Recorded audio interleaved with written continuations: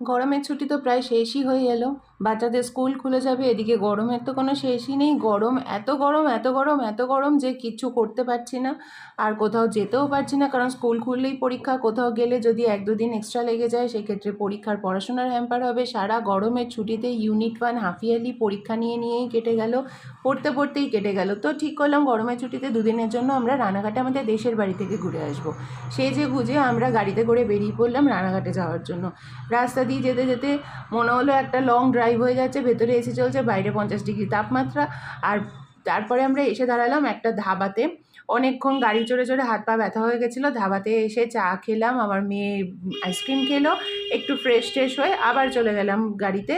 এইবারে চলে যাচ্ছি টানা রানাঘাটে। তোমরা জানো কি না কেউ জানি না, রানাঘাটে যাওয়ার পথে এখন কয়েকটা পরপর ব্রিজ করে দেওয়াতে খুব তাড়াতাড়ি রানাঘাটে আমরা পৌঁছে যেতে পারছিলাম। আগে তো এই রাস্তাগুলো এত জঘন্য ছিল যে যাওয়ার নামই জ্বর এসে যেত, কিন্তু এখন এই রাস্তাগুলো এতটাই ভালো করে দিয়েছে যে আমরা মোটামুটি 4টের সময় গাড়িতে উঠেছিলাম।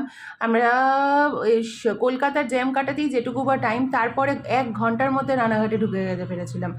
চারপাশের রাস্তাগুলো দেখেছি, এই যে ব্রিজগুলো আমি তোমাদের দেখাবার চেষ্টা করেছি একটুখানি, শুধু খুব সুন্দর ব্রিজ থেকে নামবে আবার ব্রিজে উঠে যাবে, খুব সুন্দর ব্রিজগুলো তৈরি করেছে। আর এই ব্রিজের জন্য 1 ঘন্টার মধ্যে রানাঘাটে তুমি পৌঁছে যাবে বারাসাত থেকে। আর বারাসাত যেতে এখানে কলকাতার জ্যাম কাটাতেই যা সময় লেগে যায়, প্রচণ্ড টাইম লেগে যাচ্ছিলো, বাপরে বাপ। রানাঘাটে আমরা পৌঁছে গেছি। ঘরের মধ্যে সবাই লাইট অন্ধকার করে বসে আছে, ঘরে প্রচণ্ড গরম। আর রানাঘাটে না ভীষণ বিচ্ছিরি টাইপের গরম, মানে এসি ছাড়া তো থাকাই যাচ্ছিল না, এত প্রবলেম হচ্ছিল। এটা আমাদের 3তলা থেকে চারদিকে আমরা একটু ভিডিও তুলছিলাম। হ্যাঁ, বাড়িটা আমাদের খুবই সুন্দর বাড়ি, কিন্তু যেহেতু রানাঘাটে অনেক দূরে, সবসময় আসা হয়ে ওঠে না।